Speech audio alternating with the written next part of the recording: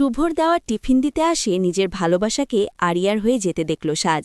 হ্যাঁ বন্ধুরা, এমনটাই আমরা দেখতে পাব গৃহপ্রবেশ ধারাবাহিকের আজকের দুর্দান্ত পর্বে। আজকের পর্বের শুরুতেই দেখা যাবে শুভ আর মোহনা রেস্টুরেন্টে আসে আরিয়ার সাথে দেখা করার জন্য। অন্যদিকে আকাশ আরিয়া জিজ্ঞাসা করে, পাঞ্জাবি কিনে তুমি কি করবে? তখন আরিয়া উত্তরে বলে, আমার ফ্রেন্ডের বার্থডে, তাই, আর সাথে কিছু গিফটও কিনব। আরিয়ার কথা আকাশ বিশ্বাস করে নেয়। আকাশ আর আরিয়ার খাওয়া শেষ হয়ে গেলে রেস্টুরেন্টে থেকে বেরিয়ে যায় এবং তাদের দেখে শুভ আর মোহনা গাড়ির পেছনে লুকিয়ে পড়ে।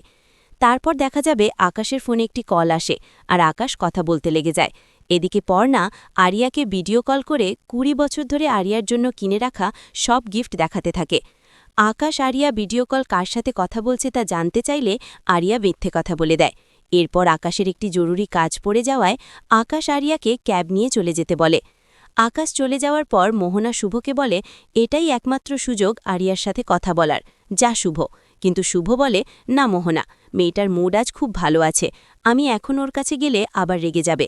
এদিকে আরিয়া কোনো ক্যাব না পেয়ে হেঁটে যেতে লাগলে শুভ আর মোহনাও পেছন পেছন যায়। রাস্তায় আইসক্রিমের গাড়ি দেখে আরিয়ার সৌম্যর কথা মনে পড়ে যায় আর অরেঞ্জ স্টিক খেতে ইচ্ছে হয়। আরিয়ার কাছে আইসক্রিমের দোকানদার দাম চাইলে আরিয়ার মনে পড়ে সে তো পার্স নিয়ে আসেনি, তাই অনলাইন পেমেন্ট করতে গেলে তখন দেখে ফোনটা সুইচড অফ হয়ে গেছে। তাই আরিয়া দোকানদারকে বলে, আমি আমার ড্যাডের অ্যাড্রেস দিয়ে দিচ্ছি, আপনি ওখানে গিয়ে ট্রিপল দাম নিয়ে নিন। কিন্তু দোকানদার আরিয়াকে অনেক কথা শোনাতে থাকে। তখনই শুভ আর মোহনা এসে আইসক্রিমের টাকাটা গিয়ে দেয়। ওদের দুজনকে দেখে আরিয়া কথা শোনাতে গেলে মোহনা উল্টো আরিয়াকে আকাশের সকল কার্যকলাপের কথা শুনিয়ে দেয়। তারপর আরিয়া পাঞ্জাবি কিনে হোটেলে ফিরে এসে সৌম্যর নিয়ে কল্পনা করতে থাকে। পাঞ্জাবিটা সৌম্যকে দিলে সৌম্য কিভাবে তার কাছাকাছি চলে আসবে। কল্পনা করতে করতে আরিয়া গালে হাত দিয়ে বলে, আজ রাতে তো ঘুমিয়ে আসবে না, আর মুচকি মুচকি হাসতে থাকে।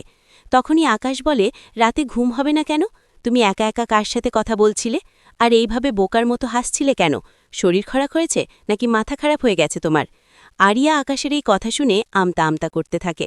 তো বন্ধুরা, কি মনে হয় আপনাদের, আরিয়ার কল্পনা কি বাস্তবে পরিণত হবে? সৌম্য আর আরিয়া কি কাছাকাছি আসবে? কমেন্ট করে জানাতে ভুলো না।